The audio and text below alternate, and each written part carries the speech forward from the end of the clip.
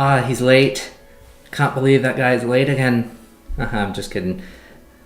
Today we are on a bit of a different kick today, because today we are going to be playing some ancient-ass adventure games on an ancient-ass computer. Don't ask me where I got it. Also, since this game has no music, we will of course be listening to Kevin MacLeod music as per usual. Ah yes, gotta love that splash screen that just disappears. Anyway, good afternoon. You have been summoned as the uninvited. Look out! The last thing that you remember before the darkness rushed up to claim you is your brother's startled cry. You managed to swerve around the shadowy figure that appeared in the roadway, but lost control as the car jumped the shoulder and plunged headlong into this tree. Swiveling your battered head around, you survey the wreckage. You realize that you are alone. Your kid brother must have gone off to get you some help. As you pry yourself free of the steering wheel's embrace, you can't help but notice the pungent odor of gasoline as it leaks from the ruptured gas tank. Yeah, the petrol should be fine. Petrol smells are perfectly normal. And someone's already joined. Time to bully the wizard while I play the wizard game. Oh, you're playing Wizard or Legend, of course. Anyway, your high-tech dashboard still looks nice. Its gauges have nothing left to monitor. The steering wheel has guided you through several years of traffic. Today, with your help, it has steered you wrong, much to your regret, the regret of your car, and the regret of this poor tree. This tree seems to have gotten the best of the deal. Your windshield didn't survive the crash. Behind it, you can see the brick wall of a large mansion. I'm pretty sure we can just... This... Oh, yeah. Turns out that petrol smell actually had something. Your dawdling has cost you your life, and possibly the life of your brother as well. The cockpit of your car becomes a flaming inferno as gasoline-fed flames engulf it. Your goose is now very well cooked. Yeah, this game will just outright kill you. Oh, yeah, it also has, like, actual sound. No music, though. Just sound. So, of course, that was me just demonstrating, how this game works and how it likes to kill ye. Oh, we have to click to continue and exit the car. The car door opens with some effort. The accident has caused some damage to the door.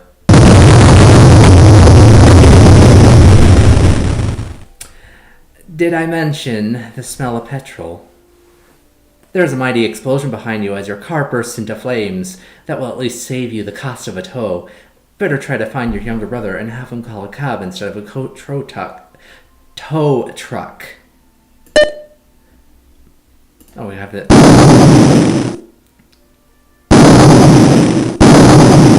You done yet?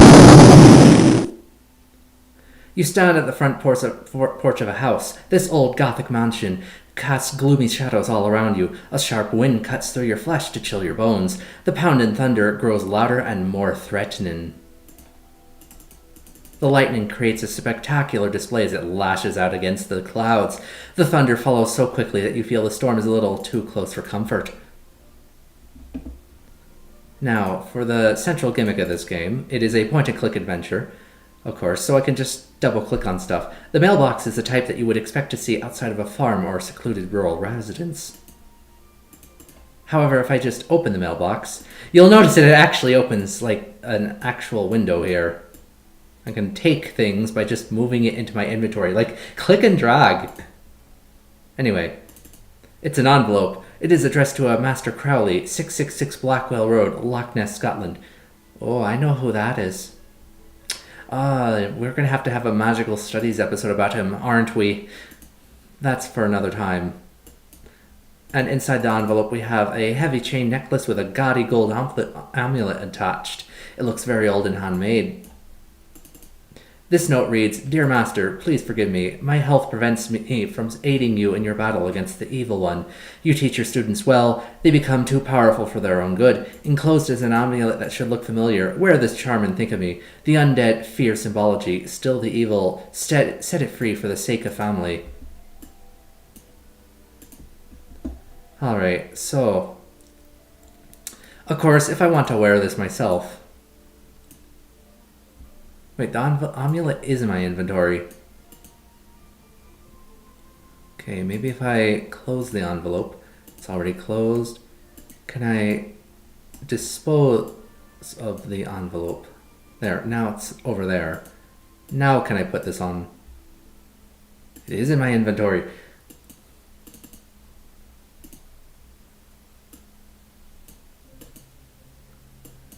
I'll worry about it later. Anyway. This marble statue represents a young Grecian man. He seems stationed to greet oncoming visitors, but he seems out of place. A marble life-size likeness of young Greek manhood adorns the front of the mansion. The Greek sculpture does not really match the Gothic architecture. This dark Gothic mansion is cold and foreboding. It's not a nice place to visit or to live. So, actually let's keep that there. For the time being, obviously we should go inside.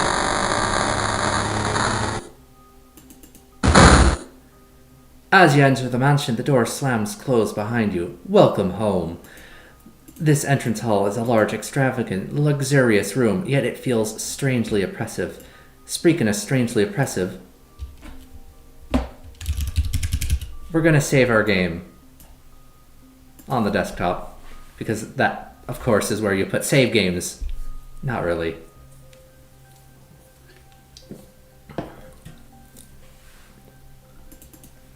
This very large room-sized carpet displays a pentagram. The 5-pointed star is set against a circular star field. A great bird of prey is pictured swooping down, talons extended upon some undepicted victim. The painting is a striking work in oils on canvas. This painting depicts a mighty python wrapping itself around a rather large egg. The egg seems unfazed and stares intently across the room. Several dried logs, with some sticks thrown in as kindling, rest in the fireplace. This oil is obviously the work of an amateur, without a strong command of chiaroscuro. It is a bleak view of a barren landscape under a night sky. It looks like this estate. Whoever wrote this game has some interesting use of language. The door is now open, especially for a game of this age. This room was designed for deep thought and research. Obviously it was once inhabited by a serious man of letters. The harsh silence of the rest of the house is muted in this room of contemplation. This large ancient tome bears the symbol of the pentagram. This book is very, very, very old. Older than anything you've ever seen in this mansion. Possibly older than the house itself. Well, obviously we should take it then. It's a bookcase filled with many fine books. You see the works of Bacon, Poe, Lovecraft, and Nostradamus. Oh, that's another figure we have to do an episode about. Many of the books seem to be hundreds of years old, and they're in ancient languages indecipherable to you. Oh. The loneliness of this abandoned estate makes you long for the company of your brother. You have seen neither hide nor hair of him in quite a while. He should be somewhere on this estate. You'd better find him. Just move these around. Can we open the book? What was that? Okay. You now have to question the reliability of your eyes. You think you see a somewhat cute, abstract creature with a key in its hand prowls by. You're not sure whether it's your eyes or your mind playing tricks on you. It could be both. The book is open to a page which seems filled with definitions. Instantum, sudden and momentary, illuminaris, projectum. Yes, this is an actual grimoire in our adventure game. And yes, you are expected to know all of that, which is why I took the book. And yes, there actually is a speak button for you to say those magic words. It is a map of the heavens, a place you've always wanted to visit. That sounds a little morbid, don't you think? Anyway, Let's save as Arcturus 2.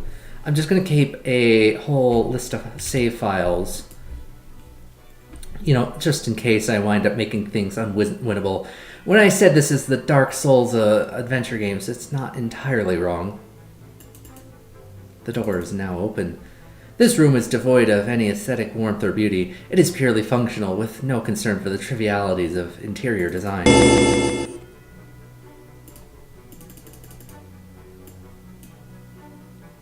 Oh, hold on. It gave me the messages backwards. The evil air that pervades the estate seems to have infiltrated your very being. Your head and chest feel heavy and thick. You find it increasingly difficult to execute your will. For a minute, your thoughts seem influenced by another mind. Yeah, this entire game is not actually on a timer, and I do expect to die at least once. Well, we already died once. I meant more so die in the point where I have to go back several save files. A mysterious woman appears. She is dressed like Scarlett O'Hara, and she stands with your back to you. Obviously, we should talk to her. You have gotten the attention of the mysterious lady. She turns to face you. Her face is devoid of any flesh. You are frozen with horror as she begins ripping your body into a bloody mess. We're going to be seeing you a lot. Which is, of course, why I made multiple saves. Although it does rearrange our windows, which is annoying. Anyway, we are not going to open that door until we get the item that allows us to get rid of the evil ghost lady. And that's just a reminder of the timer.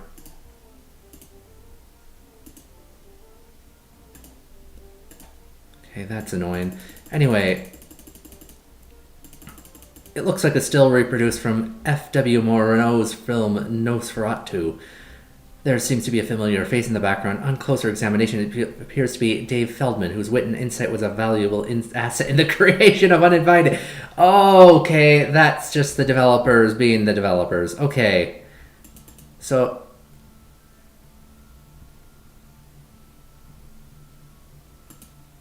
we are going to avoid the ghost lady. Sorry, never mind. I know you can get past her without using the item that kills her, but...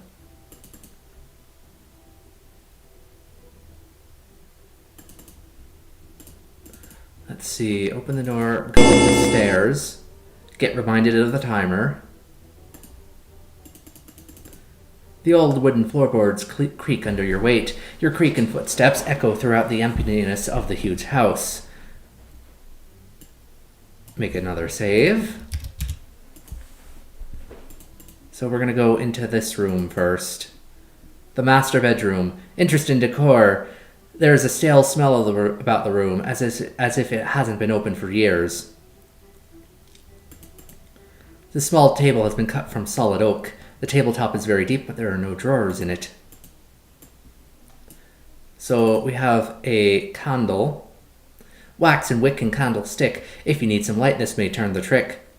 I can't tell if that's supposed to be poetry or a magic spell that you have to use later in the game. A cut glass bottle with a matching cut glass cap contains a brown liquid.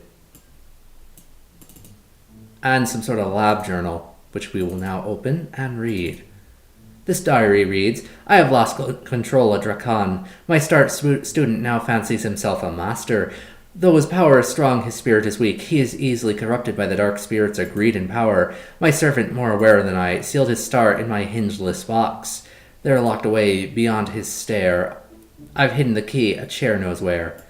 So that perhaps is a clue that there's going to be a chair with the key for a box, which we'll have to find. This antique wheelchair is your favorite piece of furniture in the house. Form and function combine to create this mobile seat.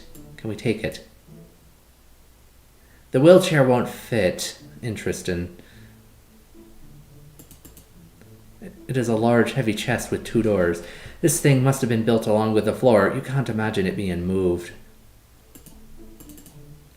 And it is locked. Now, is there anything in the wheelchair operate, perhaps? You feel just like Lionel Barrymore in It's a Wonderful Life. You roll around the room with a cackling laugh. All you need now is some honest working man's montage to foreclose on. Pop culture references. The smiling, key-bearing creature prances quickly past you again. He grins childly as if taunting you. Chat, you reckon we have to kill this thing? Just a hunch, you know? Anyway. Whoever decorated this room certainly had eclectic tastes. The decor of this room could be described as African Art Deco. And we have this little Indian man. Looks like some sort of voodoo doll. Wood, cloth, and small bits of silver leaf combined to create this anthropomorphic miniature. This is an ancient African ceremonial mask. Its ugly face was not meant to frighten humans. It was meant to scare off ill-willed spirits. The face of this clay mask has extremely large ears. And this Mayan mask has a cold hard stare. Well, only one of the masks actually mentioned warding off spirits, so let's take it. And for some reason, it still doesn't think it's in the inventory. I have a feeling that might be a problem at some point. Hopefully not. Hopefully not by the time I need to end this stream. It used to be the skin of a zebra, and now it serves as the mat on a bathroom floor. Let's see. Small perfume-sized bottle that contains a dark yellowish liquid. We'll take that. And more. This relatively plain vial contains a red liquid. So I know that it's water that kills the lady downstairs.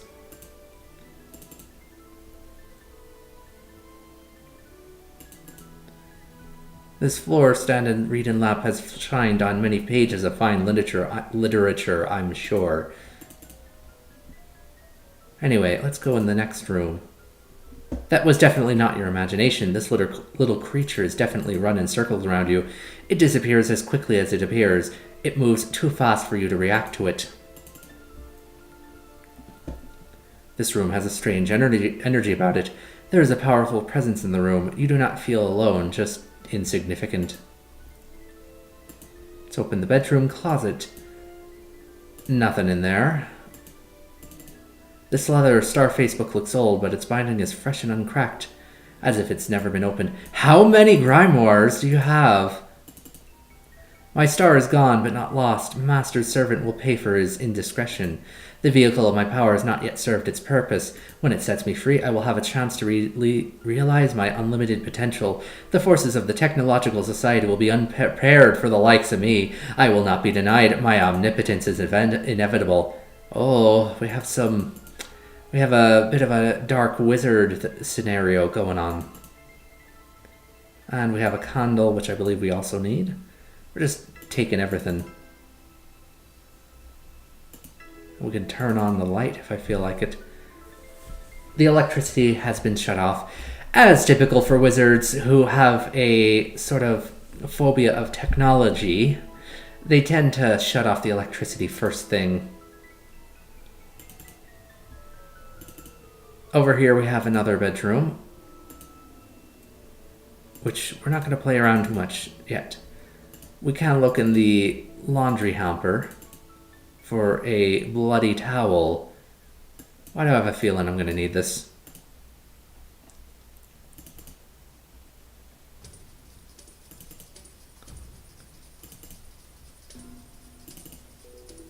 This room looks like your typical 20th century bourgeois bedroom. A place to relax, perhaps. So, of course, we're just going to look through all the drawers, and we find the symbol of the pentagram seems to be the major motif in the ornamentation of this mansion. This 5-pointed iron star fits in the palm of your hand. Of course, we should take it, right? The quick creature seems to be playing a game of catch me if you can. He's winning. He waves his key wildly, teasing you with it as he runs through the room. I can't click key, so I can't catch ye.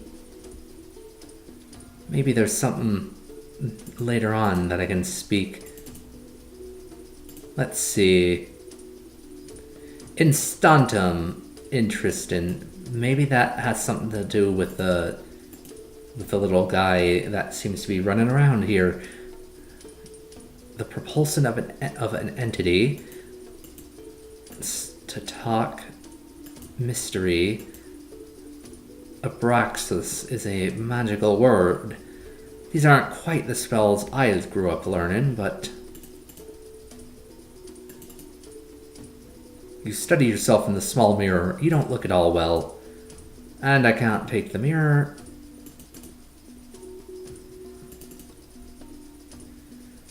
The kitty creature runs past waving his key. The way he runs around, he must be get very hungry. This little devil must eat something that makes him awfully hyper. Oh, we gotta scroll down. At this point, you begin to worry about your little brother. You were supposed to take care of him, but you have not seen him for hours. It has not been hours. Unless... You pray that no harm has come to him. The stairwell contains an old, rickety spiral staircase that spins up towards the next level.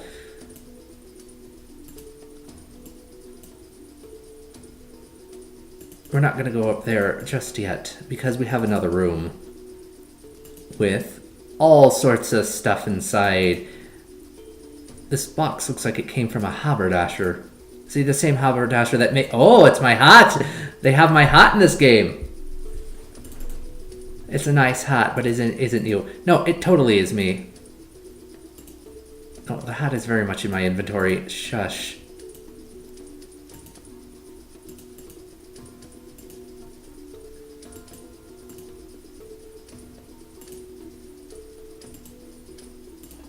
Anyway, this tall, thin box looks like it used to house a bottle. However, it's now closed. Con cannot be opened. The box is now open. The tray cannot be opened. The bowl is now open. The box has antique laundry detergent powder. This is obviously something we should be... The box won't fit. Again, the evil that dwells within the estate vies for control of your soul. Its influence grows more and more powerful. Soon you will not have the strength of mind to fight it off. You can feel that the spirits collected here are anxiously anticipating your induction. So... There goes your friend running by again. He's not very sociable. He didn't even say hello. Okay, I can't fit this inventory in, so let's just go up here, and I'm gonna save.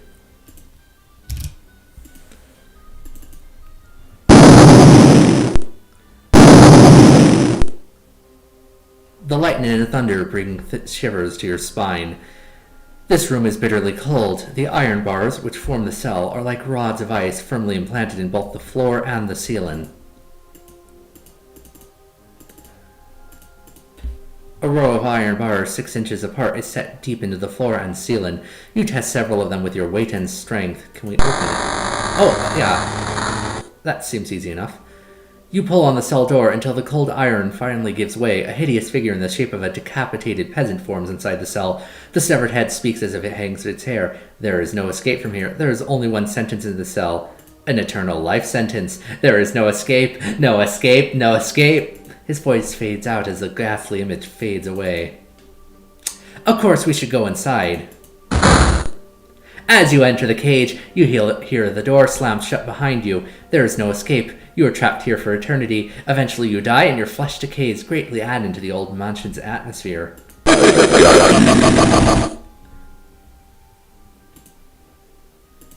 And that's why I saved. Just assume every time I go up that I am going to do something obviously stupid. Anyway, speaking of obviously stupid, let's try harassing Scarlet O'Hara here. You know what, let's try the perfume first.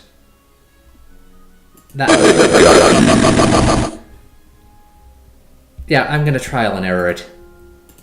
If that sincerely does not work, then see lightning. Oh, there's a storm approaching. Interesting. Let's see. What else can we throw at you? Oh, maybe if I light it before... Yeah, you only have one action, really.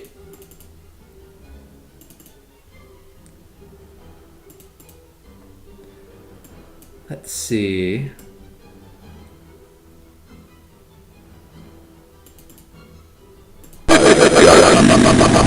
Actually, how do we go back to the starting room? I know we should be able to do that. I don't see an exit for it, though. That's strange. Oh, no. Never mind. This room is the starting room. Anyway, let's prepare our assault before I just, you know, do everything wrong here. Let's see.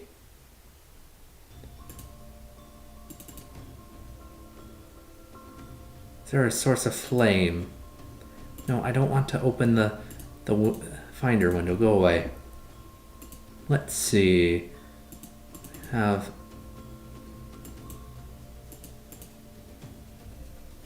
Open the bottle and... Now let's throw it at her. Okay, throw it.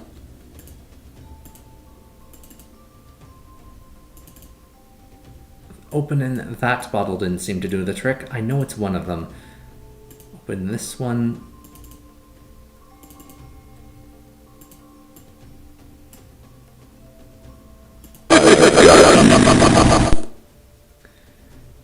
And let's continue on. If none of these work, I'm gonna find a guide. As per usual for old adventure games, this is one of those try everything to see what works games.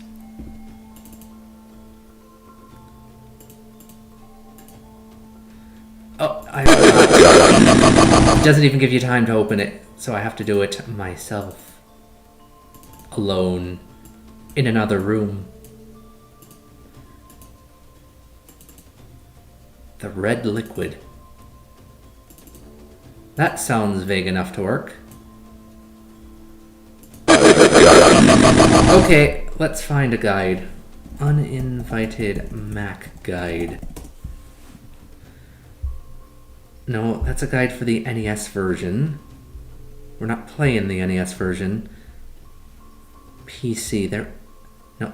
There was a DOS and Windows port of this. Oh, that's strange. Okay, strategy wiki. Oh, it'd be really funny if it turns out that there isn't a guide for the Mac version. NES for... No, let's see.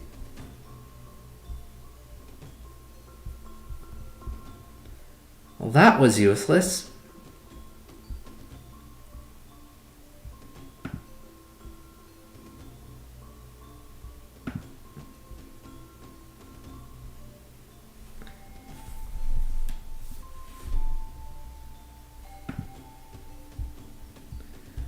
Okay, so no one's made a guide specifically for the Mac version, so let's try the PC version. That's probably the closest.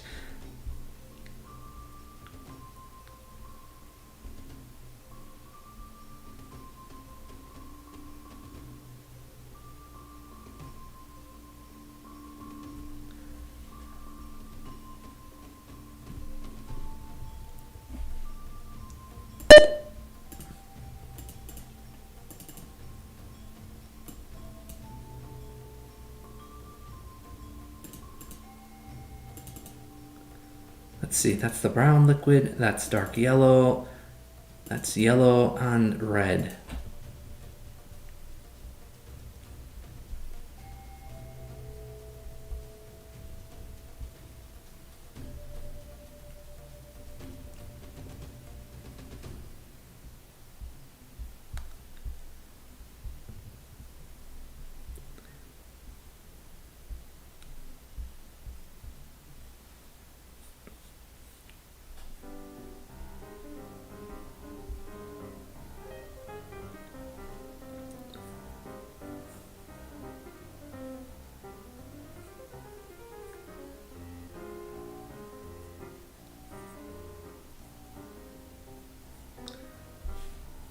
Okay, so you want to go into the storage closet, huh? That's not the storage closet. There we go.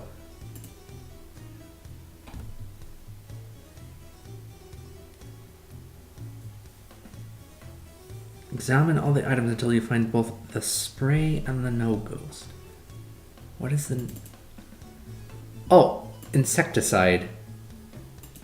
Yeah, I know there's a part of this game that does need it, and I don't have... Okay, I have to make room, so obviously put the letter there and the envelope there.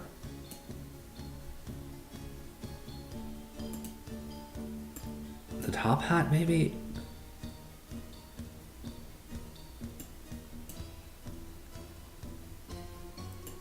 The axe?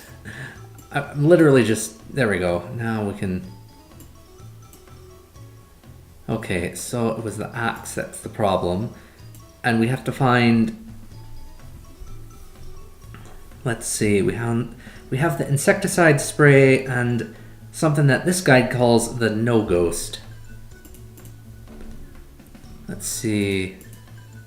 Open this box. That's empty. Oh, this bottle's labeled read, No Ghost, for poltergeists, vampires, and other undesirable undead visitors. How much you want to bet that happens to work very well against the lady downstairs? You know what? I'm taking a save.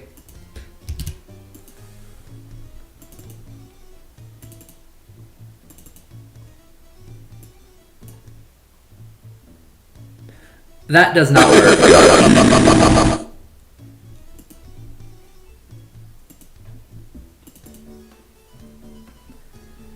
Okay, let's see. This actually recommends...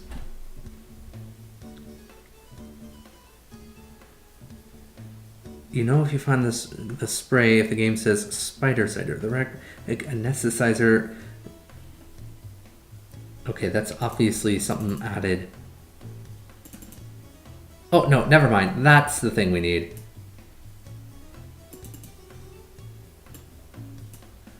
So, I know at some point you do encounter a giant spider in this game, and apparently, I guess it's very specific. Also, spider cider. Is that an Undertale reference? No, it is not. Although it'd be really funny if Toby Fox named named the item in Undertale after something in a 1980s graphical adventure game. Anyway, let's see. Oh, you have to open the bottle of No Ghost. Okay. Open. The bottle is now open. As you remove the cap from the small bottle, a foul odor bombards your olfactory senses. The liquid contents of this nearly empty bottle produce a smell similar to that of an injured skunk. It reminds you of the smell of decay that surrounds the house itself. Are you telling me the entire house is covered in ghost repellent? Anyway. Okay, this better work. No, it does not. Okay, how the fug do you get this thing? Okay. Open No Ghost.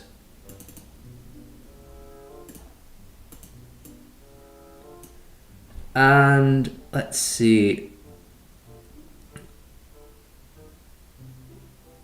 You have to operate the No Ghost. Okay.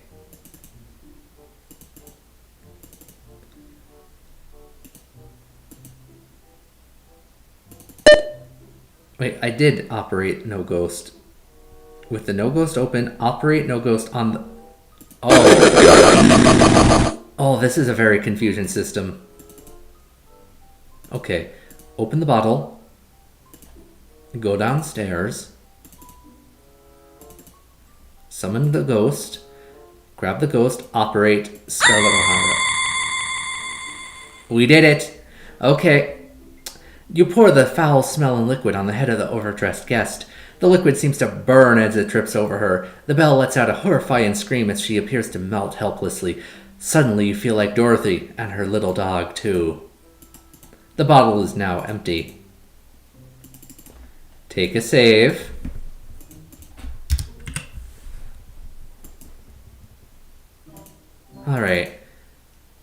There goes your friend running again. He's not very sociable. He didn't even say hello. Now we have the parlor. It's lost its original charm. The cracked, dirty walls are a testament to the estate's state of disrepair. It looks like a goldfish bowl, but it's serving as a vase. Function before form, perhaps, just as in your case. I feel seen. This house is filled with some exquisite antique furniture. This chair is another fine example. Its plush, intricate upholstery is framed by the finest oak. The door is now open. From here, you have a splendid view of the desolate estate. A large black spider runs quickly runs by you along the railing. Okay, that didn't seem to do much. The door is now open. This is an impressive sight. You could throw a terrific birthday bash in this room. The odor of stale wine still permeates the air. According to the label, it contains Dom Perignon 61, an excellent year. The bottle is both empty and corkless. Someone here must have had a good time. Same with this bottle. And the pewter bowl has a bunch of fruit and a bat.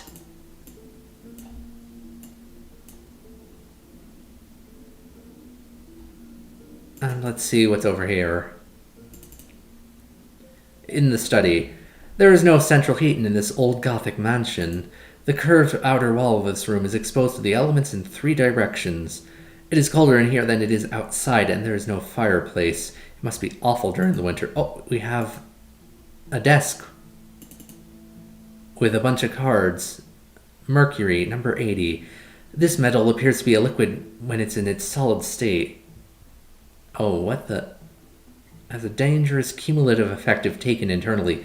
And how did you figure that out, Mr. Alchemist? Oh, hey, it's the poo-poo-pee-pee man again.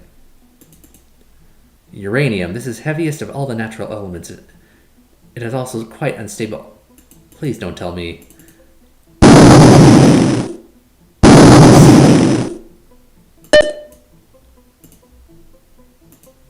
Lightning inundates the room, instantly followed by deafening thunder. Okay, so we don't need to play around with the desk too much in the study. As far as I'm aware, at least, unless one of the cards just happens to have something important for the game.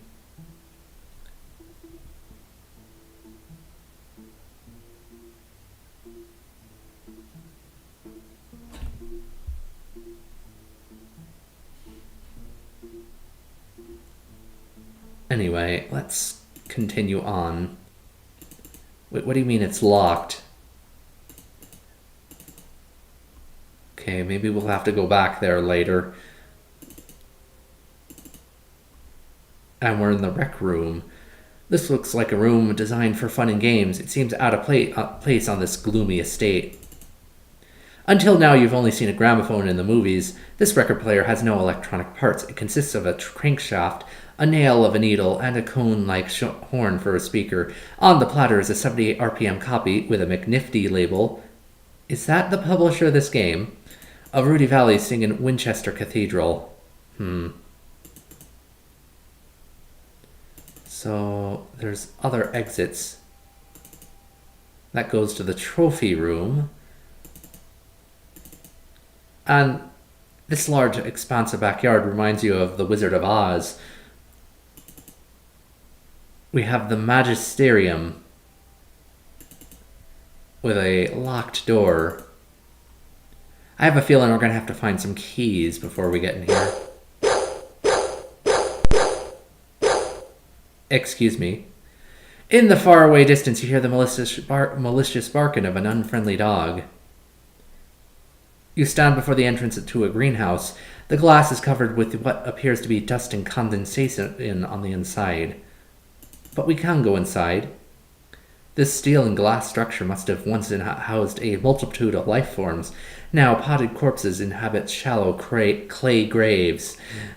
It seems living organisms don't do well in this estate. Whoever lived here must have had a gold touch but no green thumb.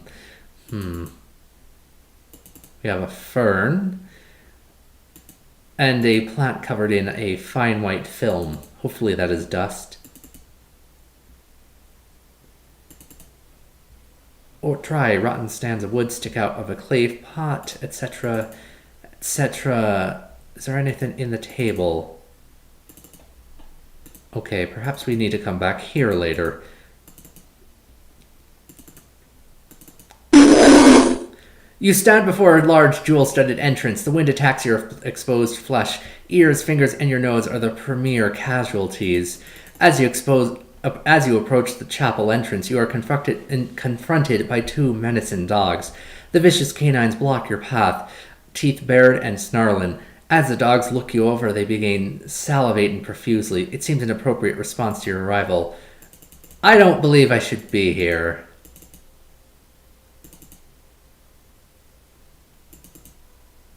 Yeah, let's go back inside for the time being. That's the dining room. What else is in here? Oh, that's just the hall. Wait, did we do a loop? Yeah, that goes to the rec room. That goes back to the hall. So, rec room. Dining room. Oh, I see. That's how... That goes to the trophy room. Dining room. And then another room. This is the kitchen. Upon entering the kitchen, you realize this room is probably the most modern room in the house. After all, it seems to have been remodeled sometime this century. This stove is probably the most modern fixture in the entire mansion. We have a cookie jar stained by tiny droplets of blood around its upper edge. It looks like an item from the Bates Motel rummage sale. We have a little cookie jar. Anything inside? No. That'd be too easy. Yeah, we're searching all the cookie jars, especially the bloody ones.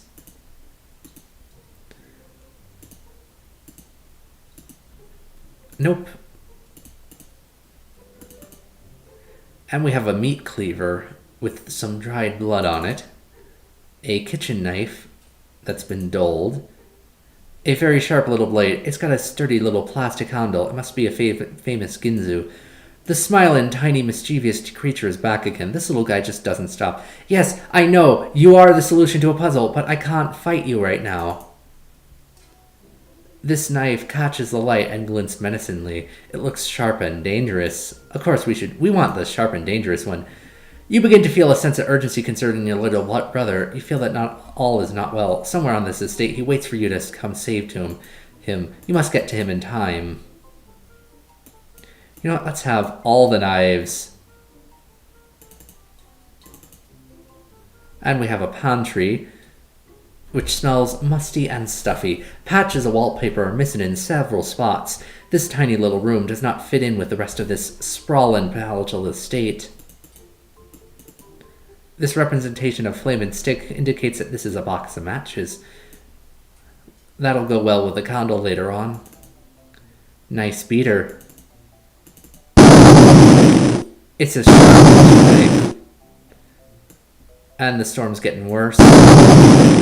Okay, maybe we can't have that knife. And we have flour, rice, sugar, and salt. A 1 pound bag of salt that we can't have right now. But let's make a note. Oh, that is a very large tray. This silver tray would be an impressive service at a dinner party. Too bad your friends are all on other continents. Are we on vacation right now? Anyway. And we have the bedroom. Whoever had occupied this room must have been satisfied with small accommodations. This room does not seem quite as untidy as the rest of the house. You see no dust or cobwebs. Nothing in the dresser. We have a small crystal vial with a gold spray fixture. A rubber squeeze bag is attached for propulsion. A dark green liquid inhabits this bottle. And I'm finally out of room.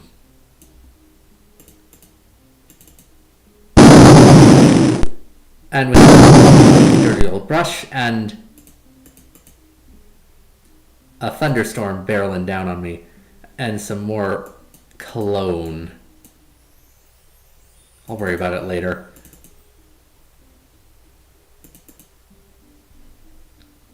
Anyway, there was one other thing that we should deal with, because there was a spider here, and this is the only place I see a spider, so let's see.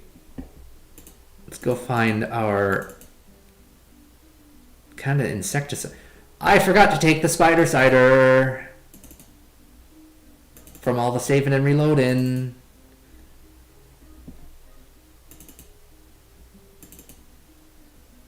Yeah, we don't want the insecticide. We want the spider cider.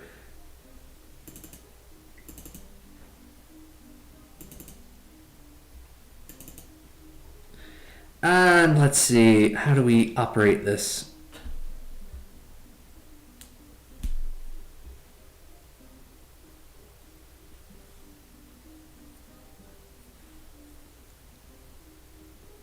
Let's see. Operate the spider cider on the railing. Okay. Operate railing. A wide aerosol stream sprays from the spider cider can. It leaves a wet, sticky film on the railing. From here, you have a splendid view of the desolate estate and this dying bug. The spider becomes paralyzed as it comes into contact with the spider cider. It is not dead, but it's not going anywhere without your help. You have a feeling that maybe, perhaps, we're going to deal with something in the game that happens to be deathly afraid of spiders? Anyway, let's continue on.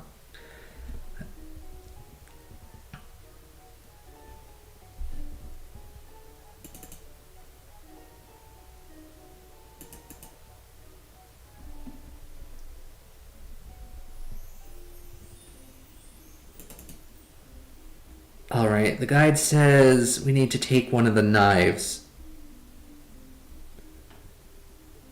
Fortunately, I already took several, so I think we're fine.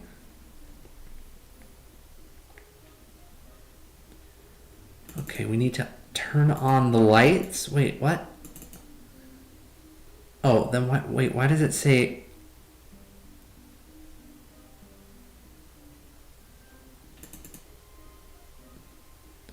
Oh, no, never mind. That's in the other... There we go. As you turn on the lamp, you see the picture on the wall slide to your left. Your tired eyes are having trouble focusing on the ghostly figure before you. An angry man's spirit hovers in chains in front of you. The ghost speaks. This is my room. Who let you in here? These are not the master's things. They're mine, mine, mine, mine. It appears to be a diaphanous figure of a man dressed in very outdated clothing and restrained with chains. You can operate the stuff next to the ghost if you want to be funny, but drop the spider on the floor and the ghost will... Oh. The possessive ghost shrieks at the sight of the stunned spider. Flustered and frightened, the spirit dissolves from view, leaving you again alone. So, of course, we're going to take a save file, of course. It seems to be a journal of some kind. Well, we have so many other books. The diary reads, "The master would or could not, so I have stolen Dracon's star. He is an evil soul. Unlike the master, he uses his power for amusement and profit. He is not concerned with spiritual enlightenment. There is no compassion with his power. I grow weak. I am dying. I have hidden the star in master's special box. It never opens. It has no locks. Dracon's star never discerns. In fire it freezes. In ice it burns."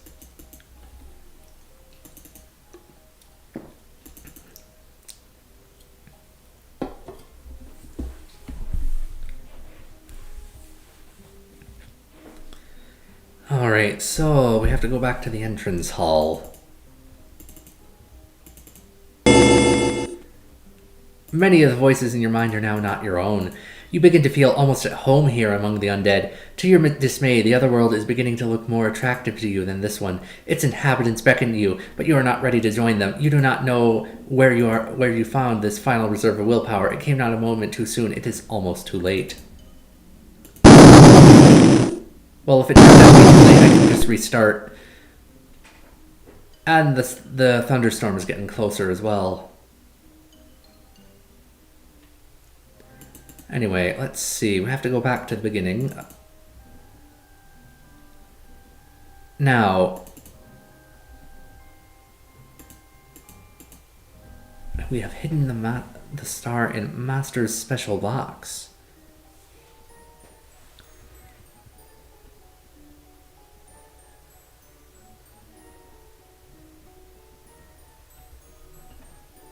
Oh right, yeah, there's a chair. So, of course, we're gonna stab the chair.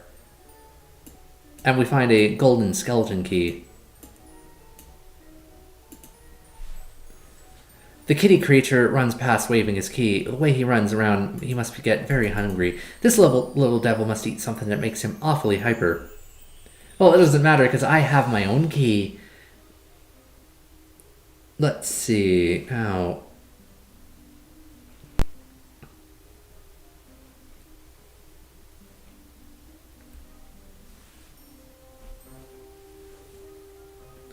we go back up the stairs.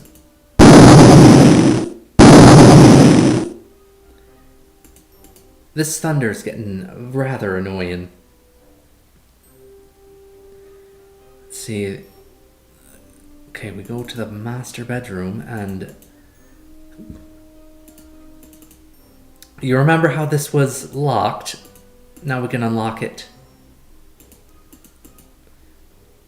And we have a cabinet with... The seal on this scroll looks familiar. It displays a self-consuming snake that's called an Ouroboros. And this fine cut glass vial has a brilliant gold cap. Inside there's a strange black liquid. It rolls around in the vial without splashing, as if it were in one piece. Any One Piece fans here? Just asking. This wooden box glows with a lustrous finish and closes to an airtight seal. We can't fit that anymore, so let's just lock... Yeah. Oh. What else do I have that I can get rid of? Well, I don't need the diary anymore.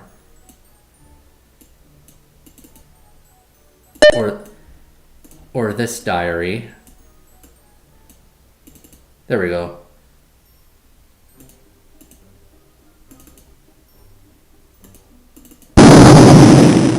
And we can still come back here if we need to. Take another save.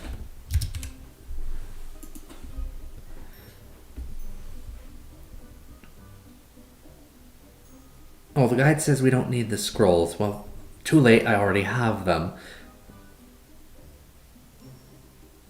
Okay, don't drink the black liquid or you will die. Are you sure about that? I don't believe you anymore. In fact... No.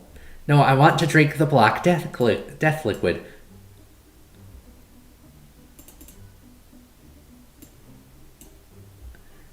Okay. Maybe operate on self. Okay, that sounds like I just made the game unwinnable.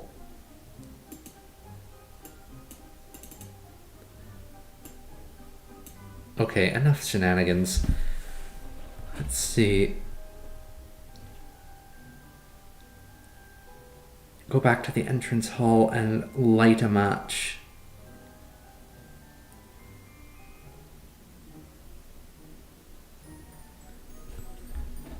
Okay, let's open the scrolls that I just said I didn't need. The old papyrus reads, gold, silver, and mercury. Together they form a key. And... the heart of the garden maids contains the Blothny gem. There are certain places you cannot go till you unlock the mystery. Good to know. I will leave you to here, just floating around in space.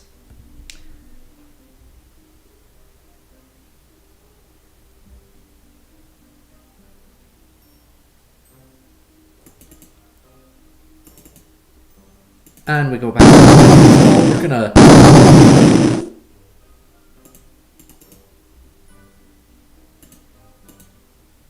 we are gonna light some matches. We're going to operate a match on... The match doesn't do anything to the firewood. Do I need a striker?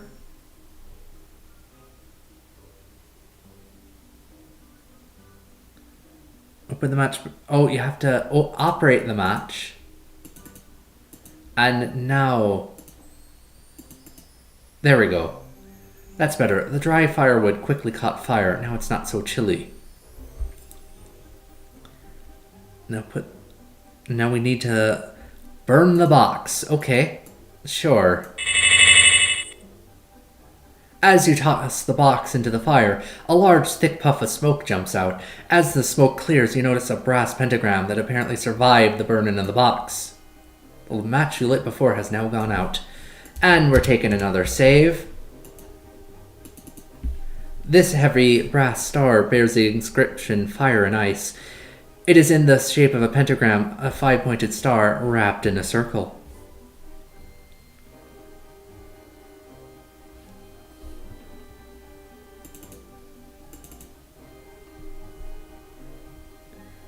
Alright, now we're at the rec room.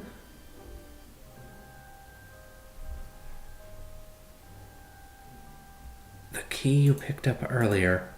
Oh, the one you mean... That has to be opened. This cabinet has a nice wood finish. There is mother of pearl inlay on the trim. You notice that the cabinet's fine finish has been marred. It seems as someone has carelessly hacked at the latch with a dull knife in an unsuccessful attempt to open it. And it's locked. Okay, where's the key? Take the key that I thought I didn't need anymore. Apparently everything here is key-to-like.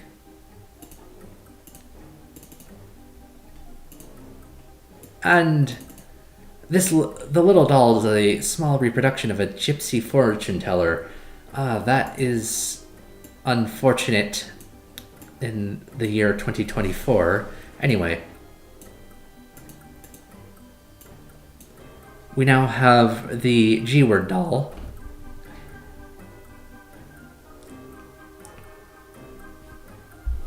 We need to speak to the doll that you just put into your inventory.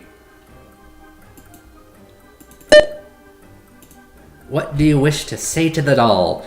Okay, so obviously... Let's see... So... You remember our little grimoire? Specon, to talk, talking. Abraxas it is a magical word. A vehicle through which magic is directed. And... Hephod, the head, the skull, etc. So we're going to say... Specon. Hephod, Abraxas. Or, in other words, make the head talk. Talk to my pious brother. He can help you find yours. A word from him can open doors in high places. Okay, so the doll has told us to find her pious brother. Actually, I don't know if the doll is male or female. Anyway, open the door in front of you and go through to get to the trophy room. Take the cage.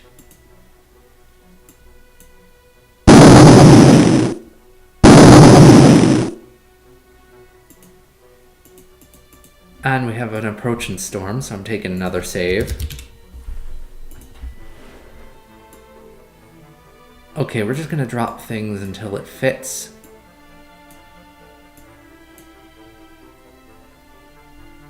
I don't think we need 2 knives, right? The lightning and thunder brings shivers to your spine.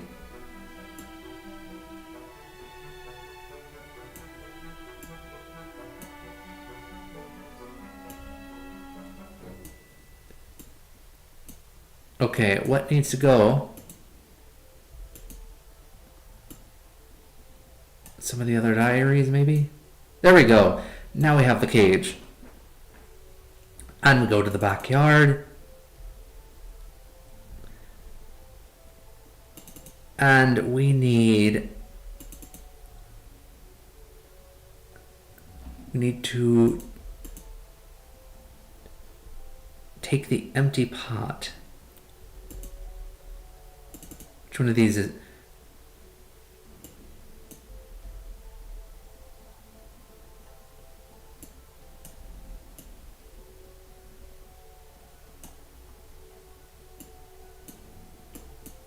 Anyway, let's operate. Water streams from the can into the hardened, cracked soil. The dry dirt quickly sucks up the liquid nourishment. This potted plant was obviously in desperate need of the drink. Now keep examining things in the greenhouse. Okay. Dead wood sticks poke out of the rock-hard dirt. It's a plant skeleton. This dead plant used to be a fern. Dry, rotten strands of wood stick out of a clay pot filled with dust that was once topsoil. This plant is seriously dead. The dead plant in this pot has begun to decay. Nothing's growing in it.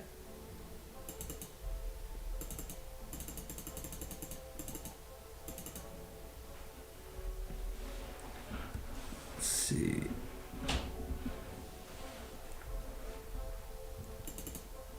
So at some point, this plant is... Oh, hello, it's starting. A tiny sprout has pushed its nose out of the dry dirt. A tiny plant in its first stage of life now struggles for survival, hoping to grow into lush green vegetation.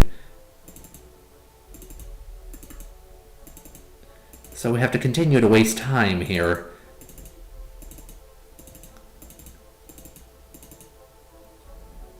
You know, I'm starting to wonder...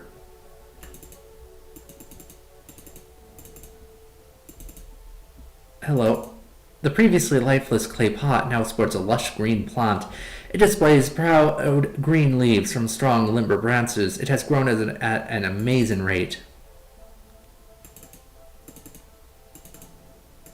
And we just have to continue wasting time until... Oh, hello. The limber branches of this rapidly growing plant bend under the weight of the heavy fruit it now bears.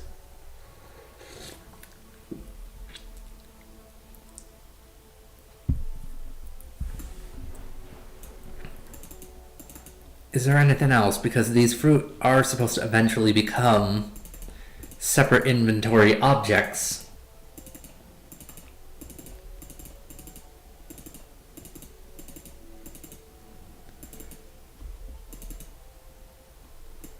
Maybe if I put it back here? Nah.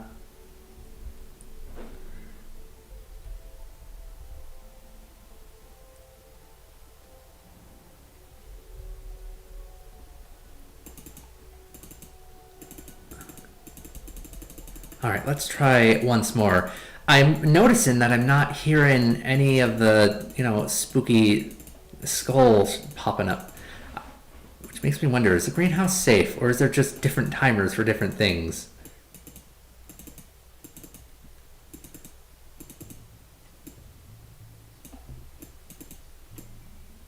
Oh, you can move the furniture. An angry, invisible force restores the table to its proper place, so you can't move the furniture. Lightning from the storm outside intensely illuminates the greenhouse. There is loud thunder quickly following as the storm approaches. You know, I'll worry about this later.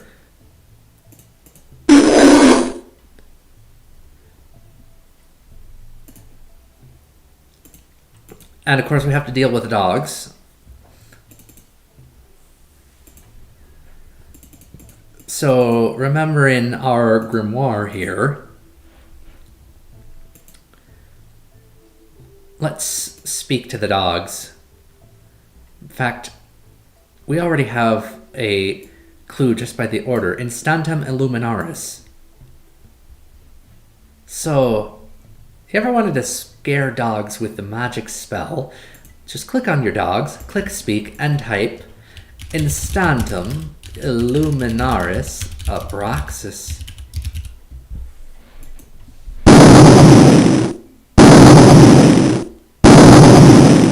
With the utterance of these magic words comes a blinding bolt of lightning and a blast of thunder. At this, the dogs recoil. They put their tails between their legs and scamper across the grounds of the estate. You now have access to the chapel door. From now on, you might want to watch where you step.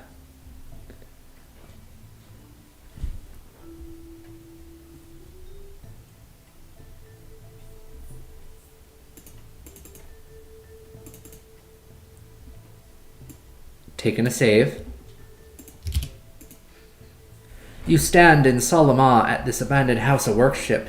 In the silence, you can hear the prayers of righteous predecessors. You feel the presence of many long-dead worshippers. You feel yourself a stranger, yet you feel protected.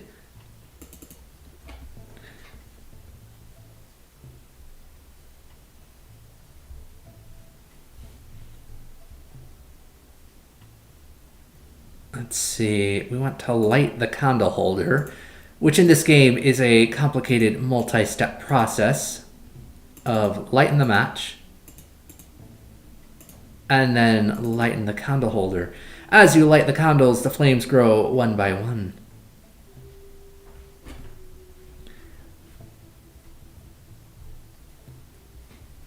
And then we have to take the candle holder, of course.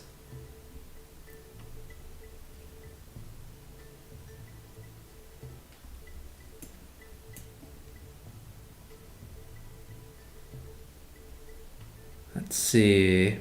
We don't need the knife anymore.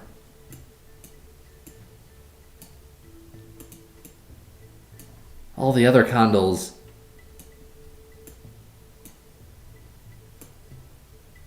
We don't need this mask. We don't need this star.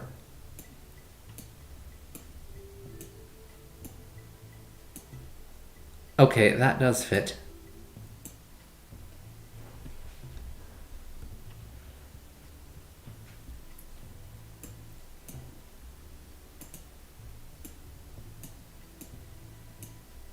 Okay, now everything fits. Alright. So, do you remember how the doll was talking about his brother? Well, it turns out his brother is a stone mask.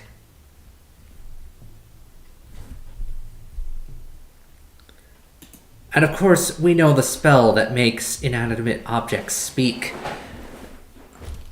Specan Hefad Abraxas. The marble bust speaks. It moans these words, Master, please open thy door for this poor family man, but do not let him travel in darkness. The door is now open. And we need the cross. Okay. I mean,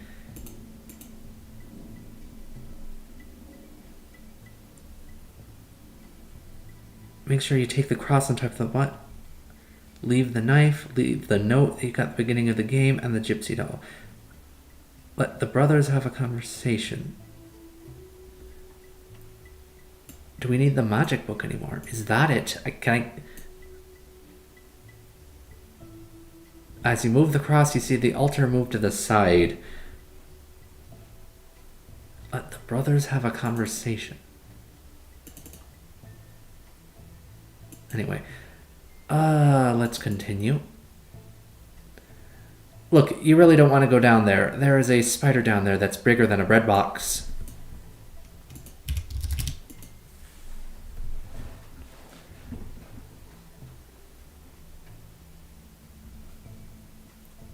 You know, I think, really, that spider is bad news. Don't try to go down there. You know, your resistance only makes my willpower harder.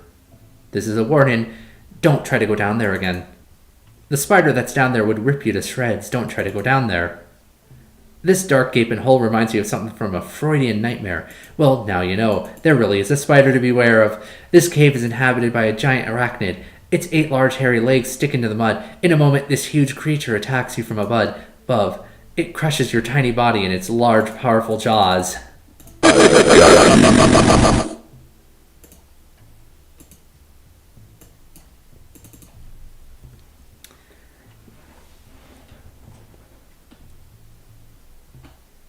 And then we need to head out the door. That's the true path. Oh, wait, never mind. Wrong door. There's 2 of them. You are standing on a path that leads up to a large stone structure.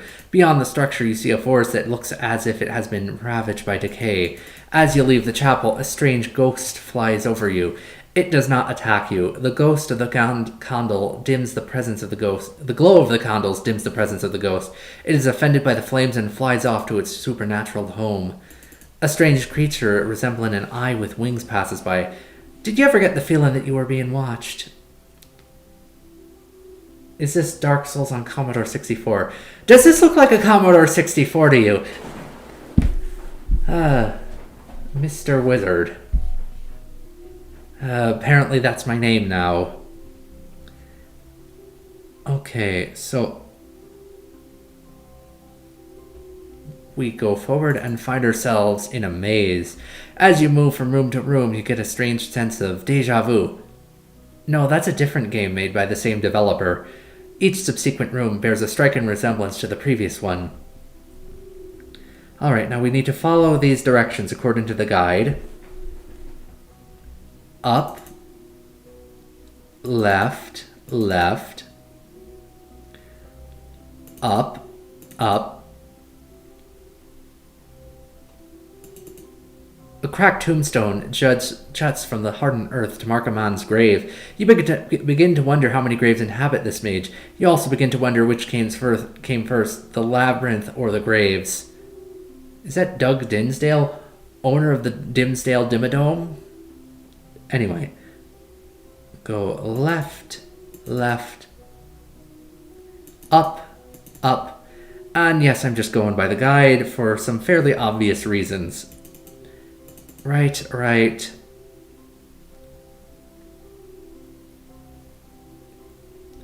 Up, up, and right, right. Either this guy was buried prematurely or he was resurrected late. What little flesh he has left hangs loosely from his exposed bones. He exudes the stench of decay that permeates the entire estate.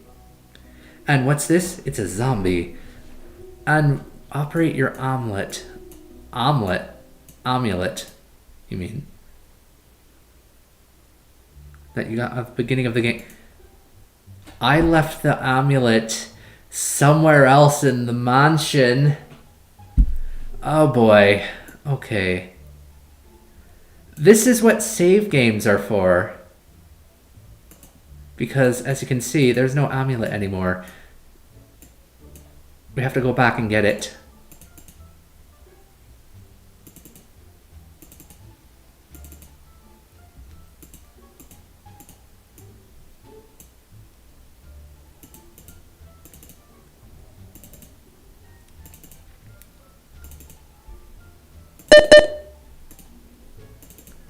Anyway, let's continue on. Up, left, left, up, up, left, left, up, up, right, right, up, up, right, right. I have to wonder how you were ever supposed to solve that without a guide. Anyway, we use the amulet on the zombie. You show your golden talisman to the walking abomination and it runs away. Anyway, where were we? Go right, right, down, down.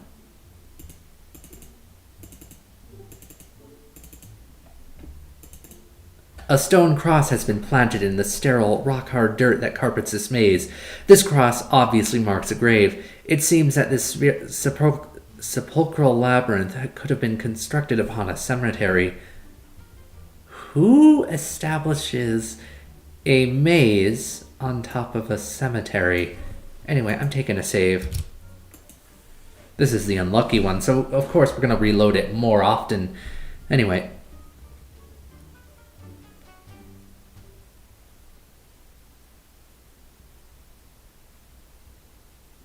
Place the bouquet of flowers on it and what bouquet of flowers?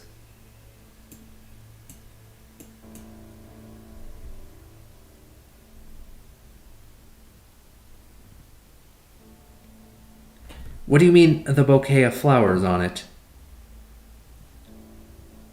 There was nothing in this guide saying grab a bouquet of flowers.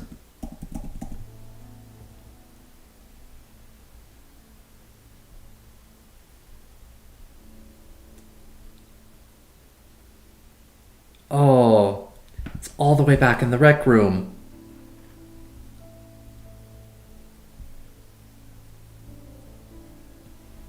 Sorry, I'm gonna have to remember what I said about, this being the unlucky save.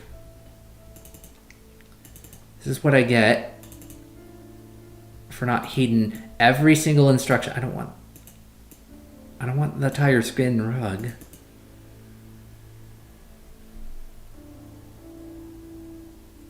Where is there even a bouquet of flowers?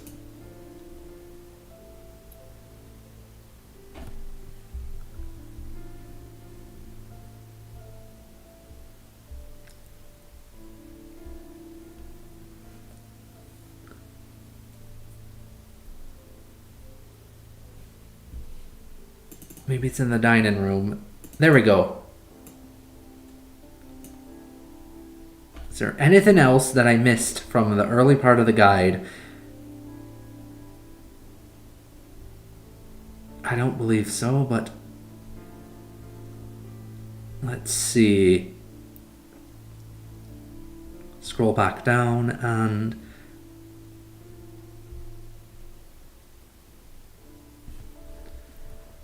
all right. Go back outside. Not that outside.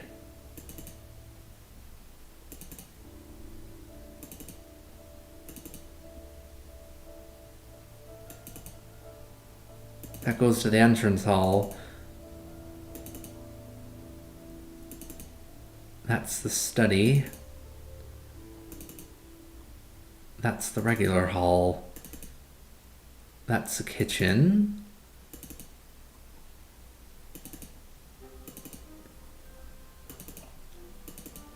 There we go. And that's the trophy room. I'm just wasting so much time in here. Uninvited. Yeah, that's the name of the game.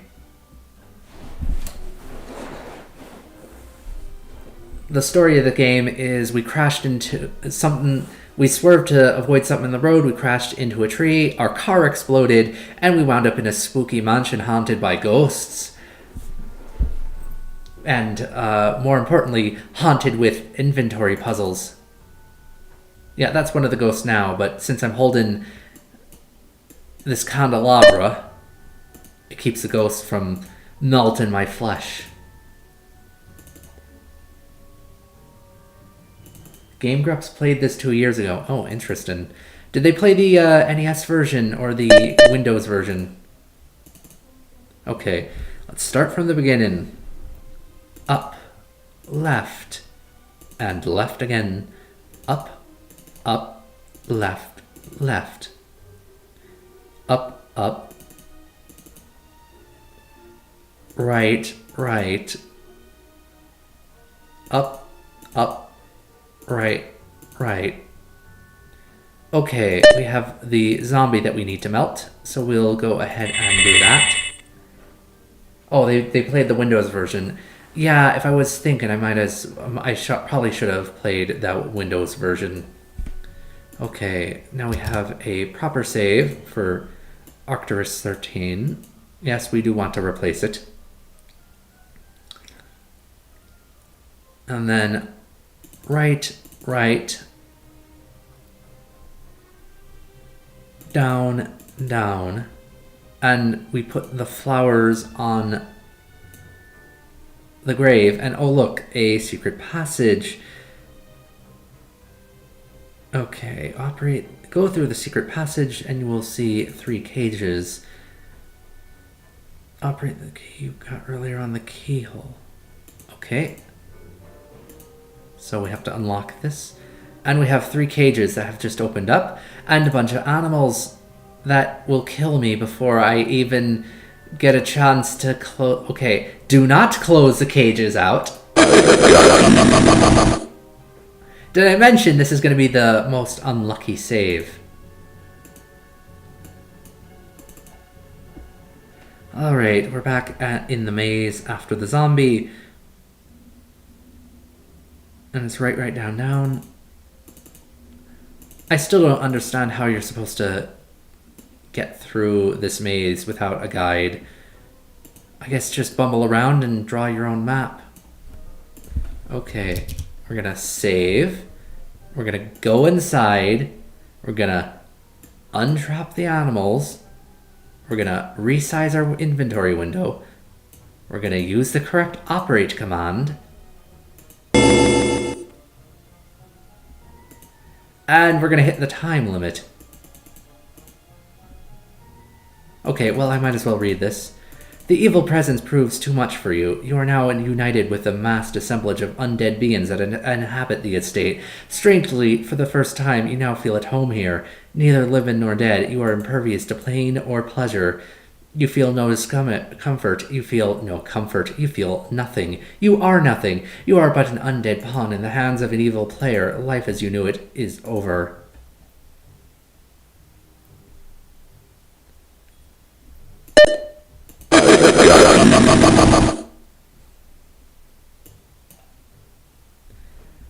Alright, so I feel like we should restart and try minimal actions.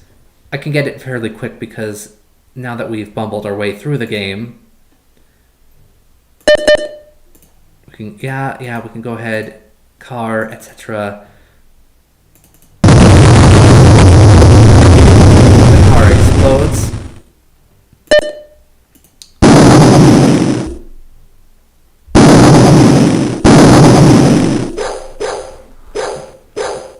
We have thunder and lightning and dogs, which we'll worry about the dogs later. We are going to open the mailbox and open the letter. And we only really need this. I already read these in prior...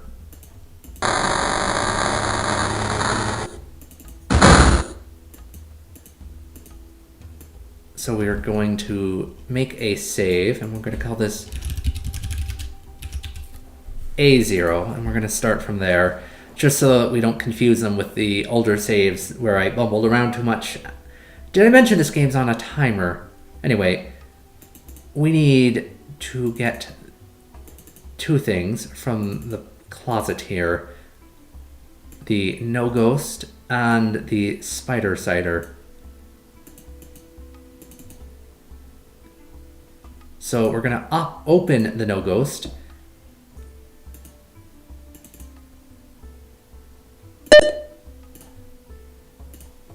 And we're going to operate it on you.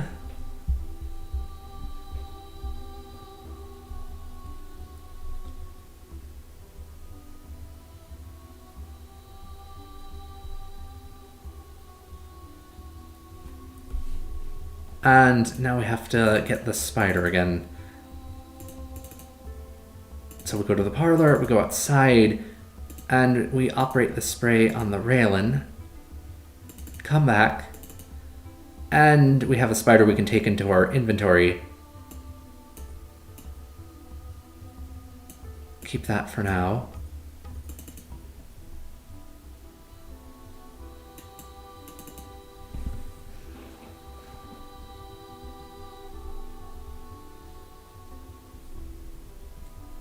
And we go into the dining hall, and this is very important. Get the bouquet of flowers. You will thank yourself later.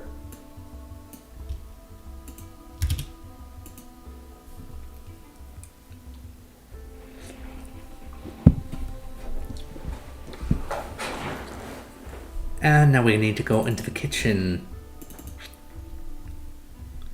Open the... That's the study, not the kitchen.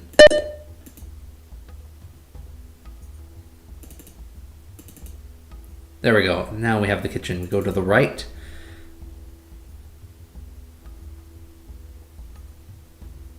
Okay, open the door on your right.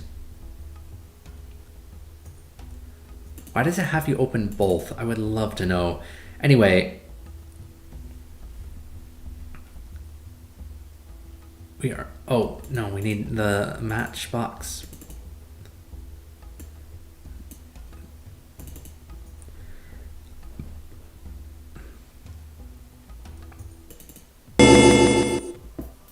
Yes, I know, this game has a timer. Operate. Alright, now to get rid of this guy, you use this spider on him.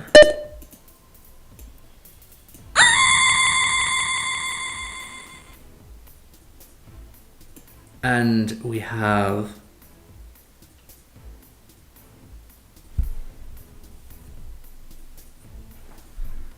Let's see...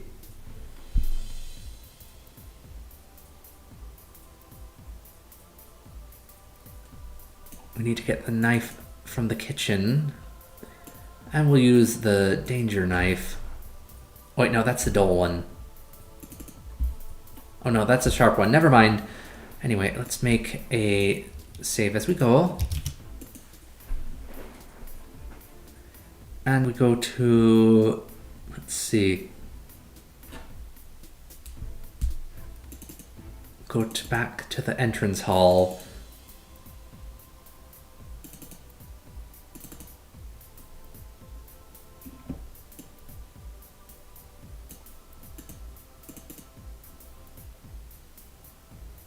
Ouch, there's something very uncomfortable about this chair. It gives you a sharp pain on the derriere. That's actually a hint that we need to stab it to get the key, which everything in this mansion appears to be key-to-like for.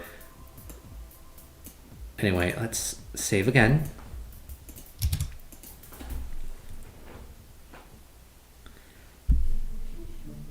Are you gonna play Binding of Isaac?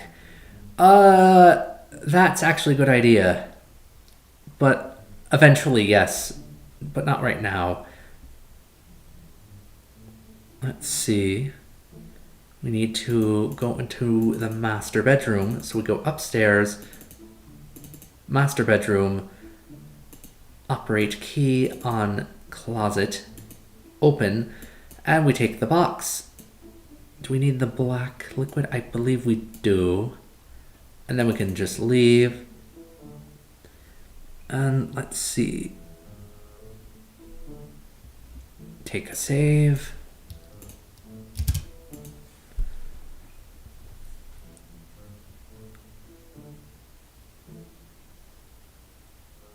Alright, now we need to burn the box.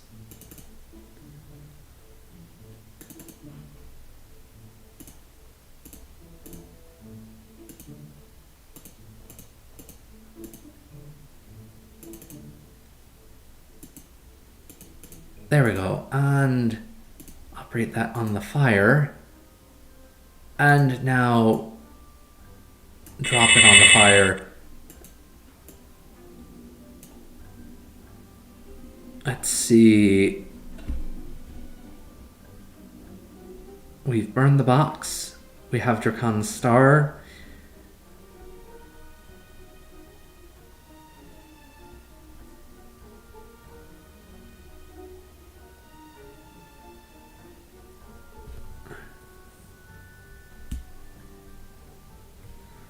Okay, open the closest door on your left and go through.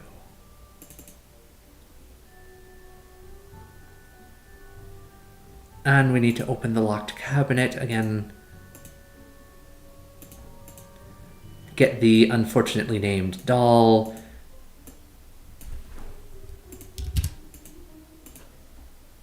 And tell it to speak, but in Latin.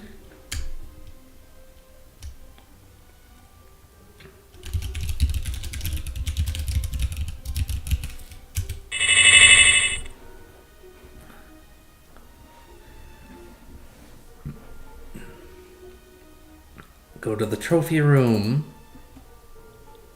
And we take the cage. Go to the backyard. Let's see. Go to the greenhouse. And we need to take the empty pot and operate. There we go. Let's save here. Now, the guide recommends just sort of sitting and waiting here. I suppose that makes sense for the version of the game that the guide was written for. However, I don't want to waste time, so I'll just continue on.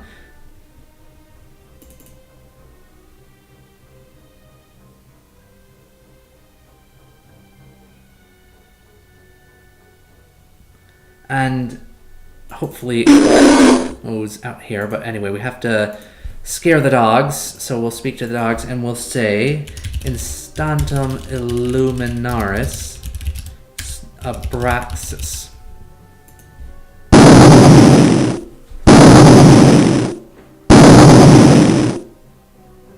Continue on. And now we have to make another save. And we need to...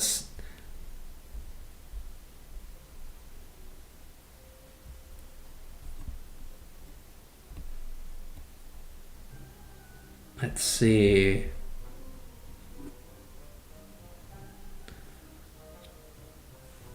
We need to light the candles.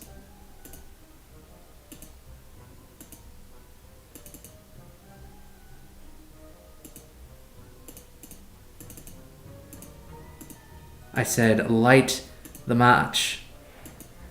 Okay, maybe that match is...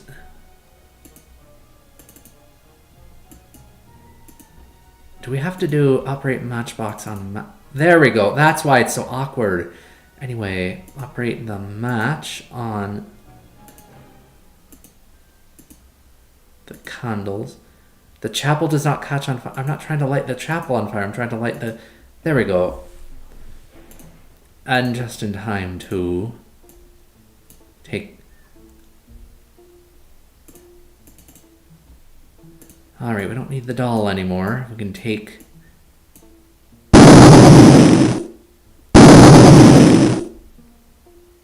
We don't need the spider cider. We don't need this. There we go. And now let's talk to the statue head. Specon Hefad Abraxas.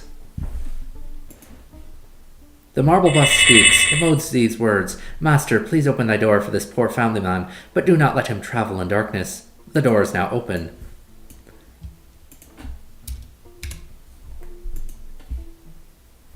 Okay, now, of course, I just want to demonstrate this. Here's what happens if you don't have the candles. You are standing on a path that leads up to a large stone structure. Beyond the structure, you see a forest that looks as if it has been ravaged by decay. You step out of the church and immediately have another spiritual experience. A horrifying apparition in the shape of a classic ghost swoops down upon you like a bird of prey. You never had a ghost of a chance. The strange amorphous creature quickly peels the skin from your skull. Soon your system has lost enough blood to cause all of your bodily functions to cease. Yeah, we're dead. Anyway, let's continue with the good save. And we need the cross, of course. Which means we need to get rid of something else. This, perhaps?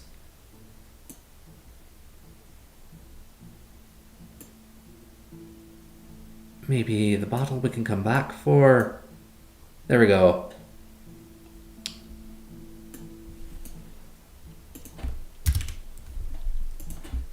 Anyway, I have decided, you know, actually, what happens? The spider cider had no effect on the hole. Maybe that spider is just too big. Anyway, let's continue on. And the ghost is gone. So now we're up to the maze. So we're gonna go up left, left, up, up, left, left, up, up, right, right, up, up. A reminder that this game is timed.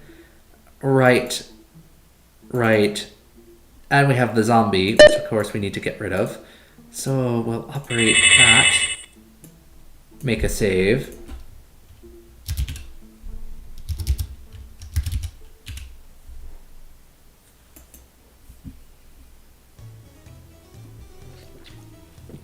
And right, right, down, down. If I remember correctly. Why do I hear dogs? As you hear the stray dog barking in the distance, you are reminded that rabies shots are very unpleasant. You're supposed to get the rabies shot before you get infected with rabies, as far as I'm aware. Anyway, let's go in here. We're back to where we were. And operate key on... Here we go. Now we have 3 hungry animals. We have 1 shot to cage one of them. A bird, a cat, and a snake. We need to get rid of the bird. So we cage the bird. Before the dazed bird can spread its wings, you grab and quickly trap it in the portable cage.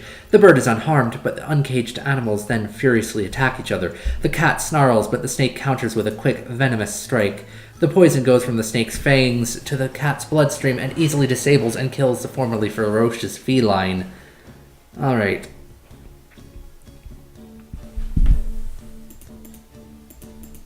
Now, how do we get... Now we have to go down 2 times. The snake silently slithered away when you weren't watching. One room leads to another almost identical to it. These cold stone corridors give you the creeps. The dark, grey, misty air hangs heavily here. It is hard to retain your sense of direction. Before your eyes is the biggest, strangest creature you've ever seen. It bounces up and down as if trying to tell you something. However, you can't figure out what it's trying to say. You don't even know if it's friendly. What is that some sort of... What is that? What is that? Someone want to explain this to me. Okay, you put the cage on the ground and then open it. The bird was happy that you released it. The strange creature was utterly fascinated by the bird. It gave chase to eat it. Alright. Now take the jewel and put it into your inventory.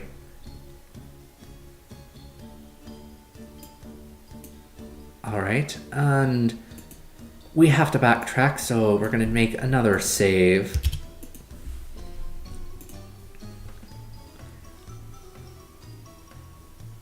So it's up, thunder and lightning, up. Why am I able to see the thunder that's trying to kill me, that when I'm in the maze? There's the cages, so it's up, up, left, left, left, left.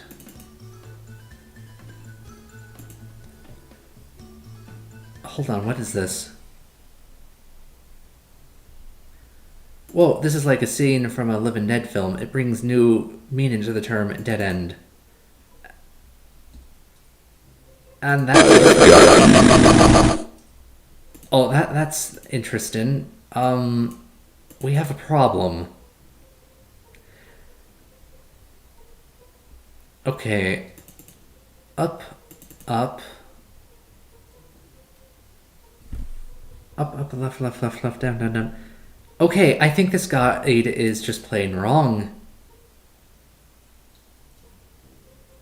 Oh wait, no, never mind. I misread the guide. So it was up 2 times, go right. And...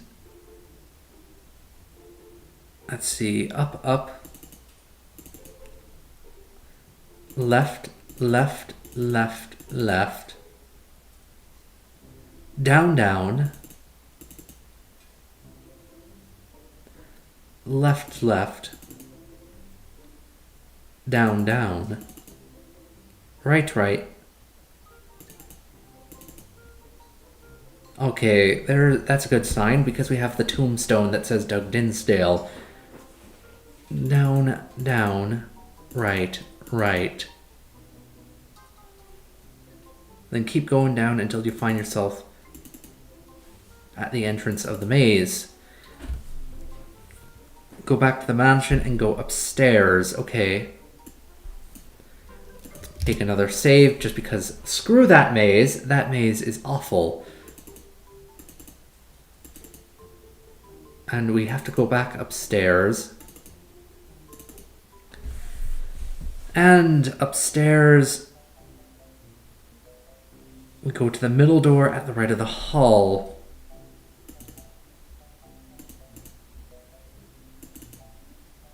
The stairwell. Now let's see.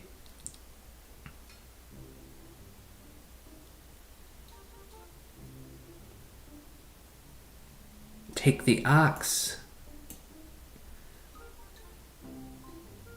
And we have to go to the magisterium next.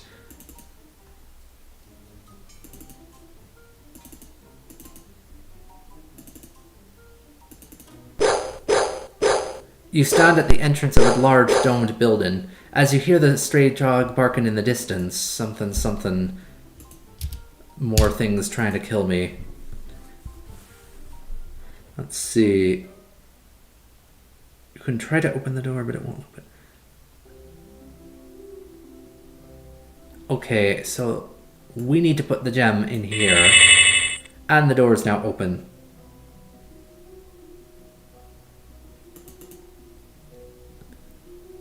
This elongated room contains 3 doorways. A strange, hideous creature stares at you.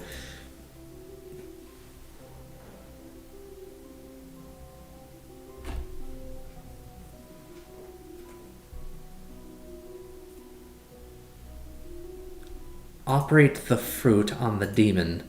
You offer the potted plant to the ugly creature. At this, the strange creature's hungry eyes light up. It voraciously attacks the plant, seizing one of its fruits. In one swallow, it downs the entire juicy seed bearer. As it swallows the fruit, the hideous creature disappears. The cold, silent corridor now echoes its emptiness. Take a save.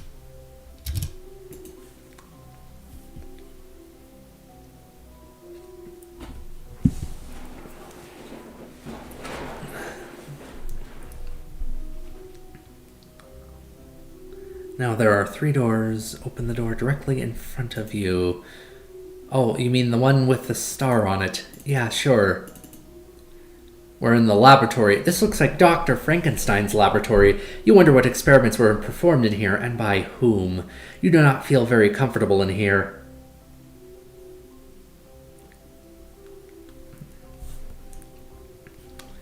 Alright. We want to operate the safe. What is the combination? Well, I have absolutely no clue what the combination is, but I have a game guide. So the combination is 79, 47, 80. We have a cookie jar.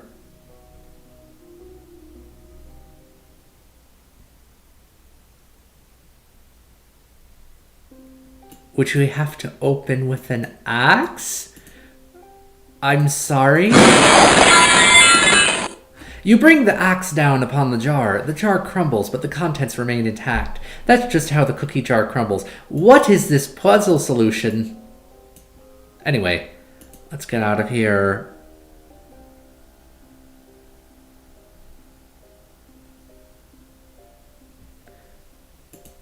We have to go all the way back to the rec room and place the cookie on the floor.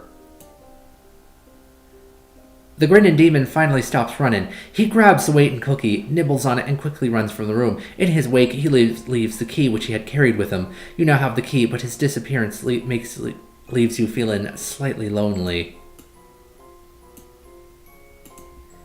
Take a save.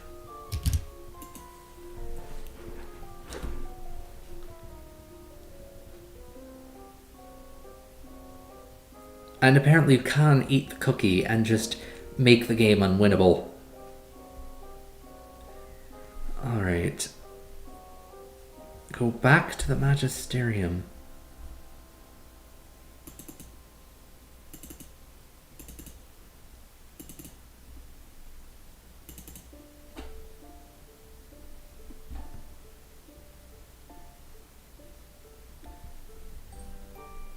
And we have to open this trap door. You slide thigh deep into this bubbling tar pit. You nearly choke on the noxious odor of flesh and decay. Your stomach turns as you slide deeper into the tar.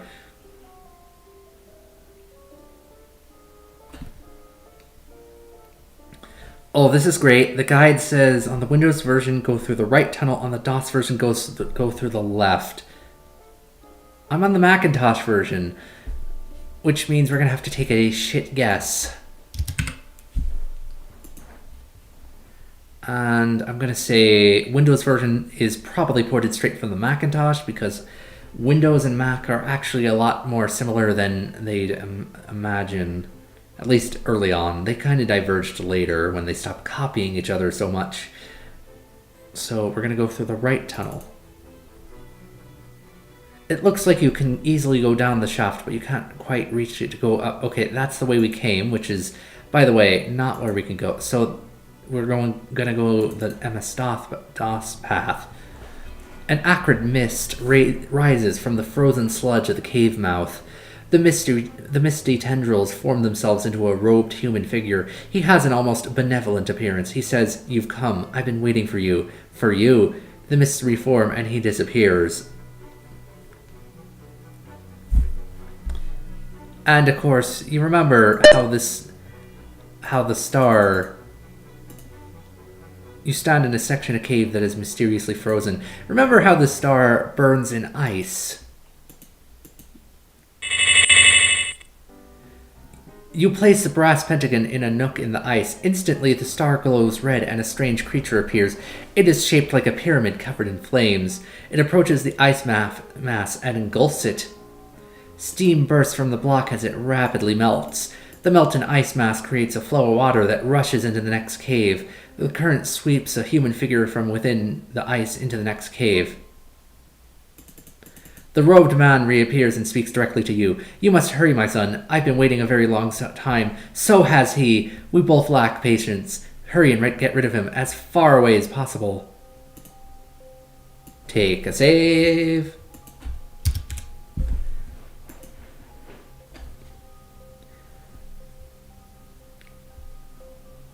Alright, the man that is apparently frozen is Drakan. Next to him you see a pit. Operate Drakan on the pit. Drakan is not here.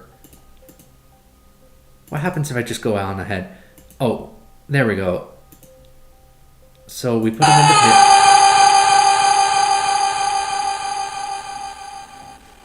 That was loud. Anyway, you push the robed man into this dark, bottomless pit. His moan echoes for quite some time, gradually fading. Alright, now go past the pit and you will be in a small place with a door. I mean, what do you mean, go past the pit? This is clearly where we're supposed to go. Your velocity increases as you tumble into the dark pit. The light at the top disappears as you continue your rapid descent. In total darkness, you seem to experience a moment of weightlessness just before losing consciousness. You continue to fall.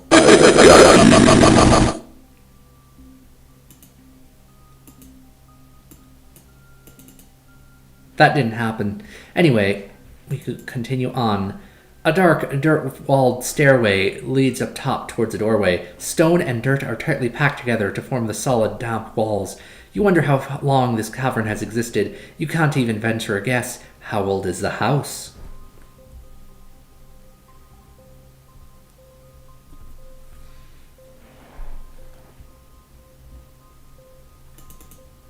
The door won't open. It is locked. Well, we have, a couple of different keys we can try. The door is now unlocked.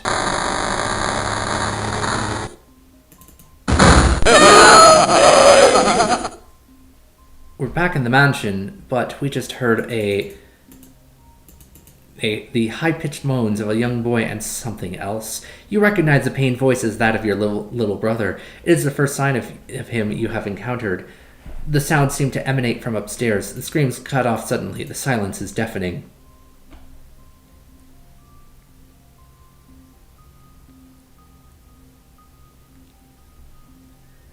Alright, we go back to the rec room. That's the kitchen, not the rec room. Close enough. Oh, we do need to go upstairs. Never mind. Your brother's screams get louder as you enter the upstairs hallway. You must be getting closer to him. The old wooden floorboards creak under your weight. Your creaking footsteps echo through the emptiness of this huge house.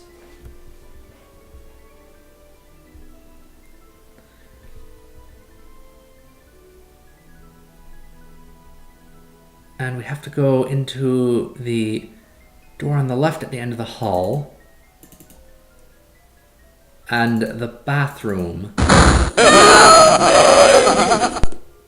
As you enter the bathroom, the door slams shut behind you.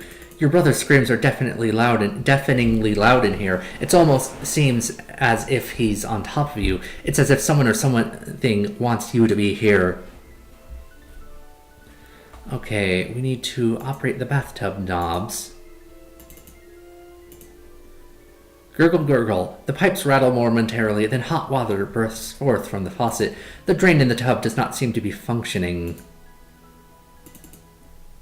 Now both the hot and cold knobs are turned and warm water comes out at an even faster rate than before. The drain does not work. The water in the bathtub now begins to overflow.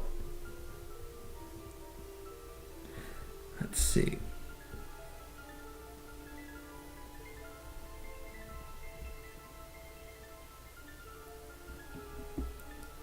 So we need to operate the light. Which you can't reach for now.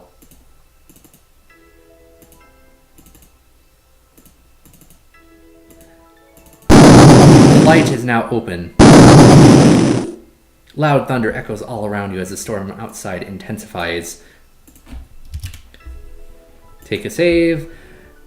And I don't know. Water bubbles and waves as it fills the room. You can hold your breath for only so long. Now you take water in your lungs, blackout, and drown.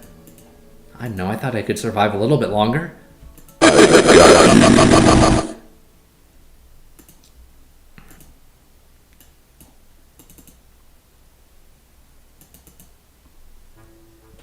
This small, claustrophobic chamber is stuffy and cold. The air in here is so thick that you can barely catch your breath.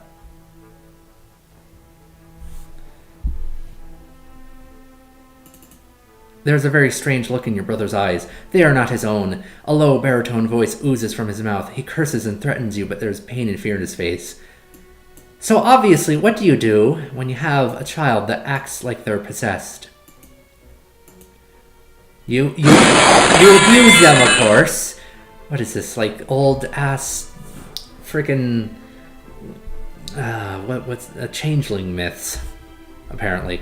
At this point, your brother's expression grows blank, and a misty specter grows out of his body. A demonic visitor appears and begins wailing these foreboding words. This little one is too weak for me. I need new blood and a stronger body. I need you. I will have you. You will join us now. The hideous creature now hovers threateningly in front of you. Your brother, now freed from the evil demon that was dwelling within, runs out through the window, scares it out of his wits, and very glad to have them back again.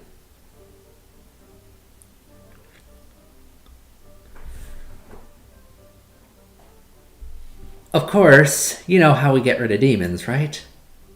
That's right, this isn't a magic game. This is a religious game. You display this simple religious symbol, and the aggressive demon recoils in terror. The horrifying sight of the small wooden cross causes the demon's power to ebb. In an instant, the menacing apparition fades into nothingness, leaving no tangible evidence of his having been there.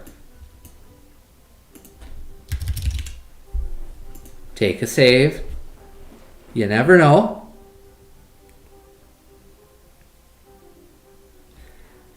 And let's go out the window. It has music.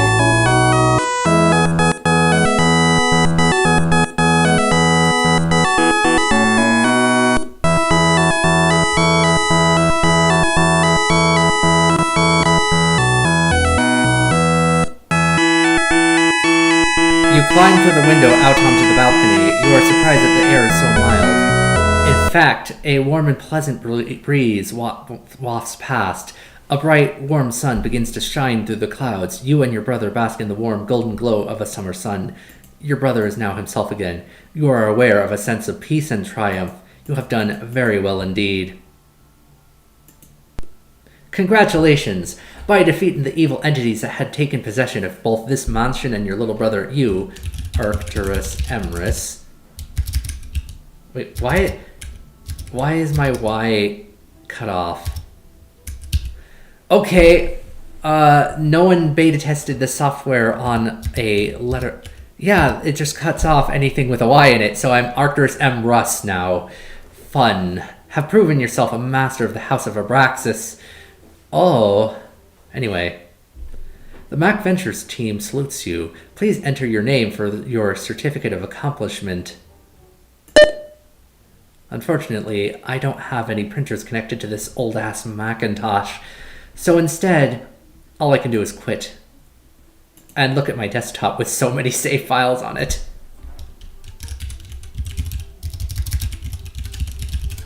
Yeah, let's fix that.